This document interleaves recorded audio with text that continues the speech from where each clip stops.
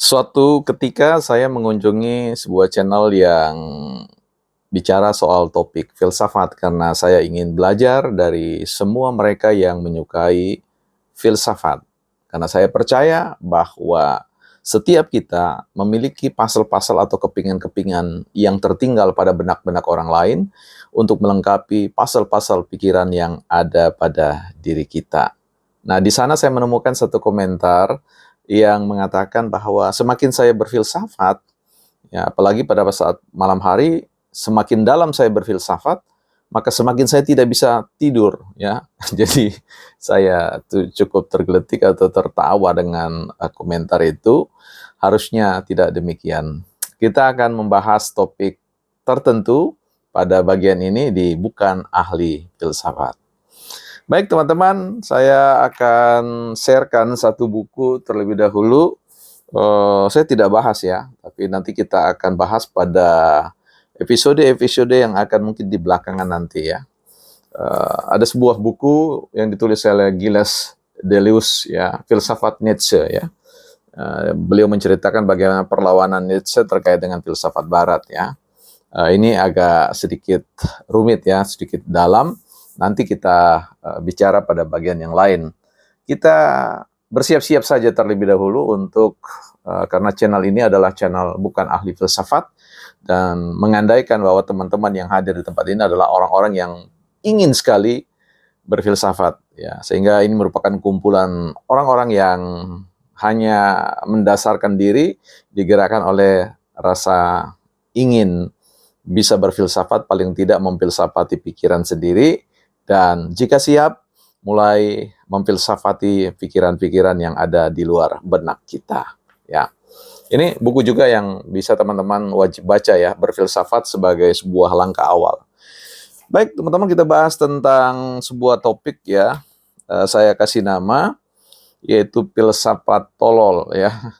Mohon maaf, filsafat tolol ya. Tentu ini kawan-kawannya Bahlul, ya bodoh, pandir, dan yang lain-lain. Tapi sekarang ini saya kasih nama saja filsafat tolol ya.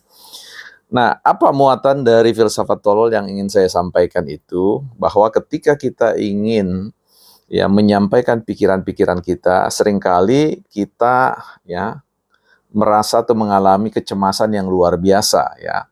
Takut kalau-kalau kemudian orang berpikir gugusan, ide-ide, keyakinan yang kita mau sampaikan itu atau nilai-nilai yang kita sampaikan itu dianggap sebagai sebuah pikiran yang tolol ya, pikiran yang tidak semestinya ada di dalam benak kita. Tentu itu akan mengecewakan kita ya. Nah, rasa takut seperti itu sebenarnya harusnya disingkirkan. Siapapun, filsuf manapun, ya, profesor manapun di muka bumi ini, ketika dia baru membuka mulutnya, baru menyampaikan pikirannya, kadang-kadang dia baru berpikir sambil dia mengucap sesuatu, ya, dan dia tidak tahu persis bahwa apa yang dia sampaikan itu apakah sesuatu yang sudah mencapai pada sebuah taraf gagasan atau ide yang memang cukup berotot, ya, artinya tidak mudah dipatahkan. Nah, di sini kita harus paham benar bahwa berfilsafat, ya khususnya buat teman-teman yang baru mengeja ABC-nya filsafat, ya perlu menyadari bahwa semua ide pada awalnya itu berada pada satu posisi yang kita sebut sebagai rapuh, ya mudah patah, mudah hancur. Karena itu memang kita perlu harus terus-menerus memberikan daya, ya, memberikan penguatan terhadap ide atau konsep yang ingin kita sampaikan, yang ingin kita pertukarkan pada dunia di luar benak kita. Nah, ini menjadi sebuah penting sehingga perlu ada satu sikap mental yang baik dalam mengelola ya, di dalam merawat pikiran-pikiran yang kita hembuskan, yang kita tiupkan ke dalam ruang di luar benak kita. Nah, teman-teman, untuk bisa mengatasi seperti itu, pertama tadi saya sudah sampaikan bahwa perlu satu keyakinan bahwa ide itu mengalami satu apa yang disebut dengan sebuah perjalanan yang disebut dengan evolusi. Ya, sebuah ide yang biasa ketika dipupuk setiap waktu, dipelihara, diberi makan, ya dalam pengertian terus-menerus dipikirkan, itu akan kemudian tumbuh, mengalami sebuah pertumbuhan.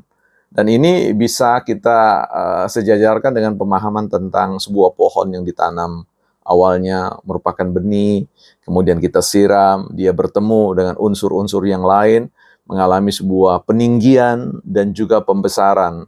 Dan pembesaran itu mengalami sebuah proses yang kita sebut sebagai tumbuh berlapis-lapis atau tumbuh selapis demi selapis. Ya, berfilsafat, menyampaikan pikiran, ide, itu merupakan sebuah proses di mana kita akan menumbuhkan ya kekuatan ide itu ya, memberikan daya, mengisi daya di dalam pikiran itu selapis demi selapis. Pertanyaannya adalah bagaimana? Berfilsafat itu ibarat orang yang menjahit. Berfilsafat itu ibarat untuk menghubungkan tali atau benang yang kita gunakan untuk menjahit kata-kata, menjahit ide-ide dan sebagainya. Karena peristiwa memfilsafati sesuatu itu adalah menarik garis atau menarik benang, ya biasa disebut sebagai benang merah, untuk menghubungkan satu titik dengan titik yang lain. Dan kemudian ke titik yang berikutnya.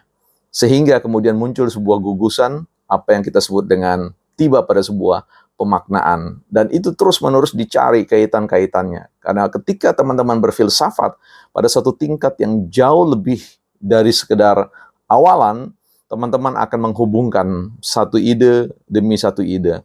Dari satu pemikiran ke pemikiran yang lain. Sampai kemudian teman-teman melihat gambaran seutuhnya dari sebuah kemungkinan-kemungkinan keterhubungan satu makna dengan yang lain. Dengan demikian, suatu hari nanti teman-teman akan cukup kaget untuk melihat sosok baru, cara sosok pribadi yang baru, yang tidak lagi bisa dipandang sebagai pribadi-pribadi yang dalam tanda kutip tolol, ya, karena dia sudah mengalami transformasi, perubahan, ya, dari orang yang dianggap biasa atau sebut saja ide yang biasa, kemudian menjadi sebuah ide yang patut diperhitungkan untuk dipegang sebagai sebuah prinsip, bukan hanya bagi diri kita, tetapi bagi orang lain. Nah, karena itu, ya betapapun rapuhnya, betapapun tololnya sebuah ide pada awalnya, perhatikan, di luar sana ada banyak benak-benak yang tidak bertanggung jawab, yang akan menyerbu pikiran Anda, yang akan menggonggong pikiran teman-teman, yang akan menerjang, mencabik-cabik pikiran teman-teman. Tetapi hadirlah dalam konteks sebagai apa yang disebut dengan pengalaman filsafat bambu, di mana bambu ketika dihantam oleh badai, dia akan tidak melawan, dia akan mengikuti ya gerak tiupan itu, tetapi setelah itu dia akan kembali. Setiap orang yang ingin berfilsafat dan mencapai pada taraf tertentu dalam proses evolusi dia berfilsafat, maka dia akan konsisten sekalipun diterpa oleh suatu serangan-serangan yang mengatakan dirinya tolol, bahlur, pandir, dan sebagainya. Dia tetap konsisten untuk melatih otot-otot pikirannya, melatih ide-idenya untuk sebuah capaian yang tidak lagi bisa dikatakan tolol, bukan ahli filsafat.